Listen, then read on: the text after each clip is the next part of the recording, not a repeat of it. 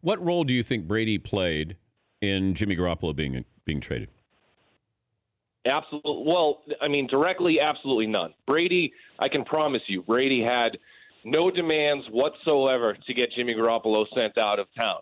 But if you want to say indirectly, I mean, it was the entire story. You go into this season with the Patriots having Garoppolo, knowing he was only under contract for one more year, just as an insurance policy. They got the trade calls last offseason, most notably from the Browns, who were the most aggressive out of every team that calls.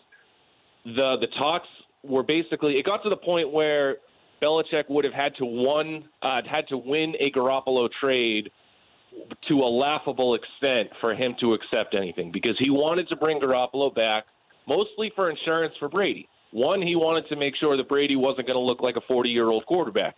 Two, he understood how good this roster was, and it's not like Brady had to suffer another ACL injury or anything like that. He wanted to make sure that if Brady went down for, let's say, four games at any point during the 2017 season, that they weren't all of a sudden going to go off the rails and lose the chance. You know, if they traded Garoppolo, they weren't sold that Brissett was going to be the guy at the time. They didn't want to all of a sudden go 0-4 and miss their chance and not make the playoffs, or have a team that could get a first-round bye and then fall into a wild card round and have to win that extra playoff game. So that's why they kept Garoppolo around for as long as possible. Then over the summer in training camp, Brady looked remarkable. He was lights out yet again. He looked just like Tom Brady always has every summer, and that started to open some eyes. And they were a little wary of Garoppolo and his injury history. Remember, he got injured last year in second start. He wasn't able to play the next 2 weeks. They tried to put a little pressure on him to see if he would come back from that sprained shoulder. He couldn't.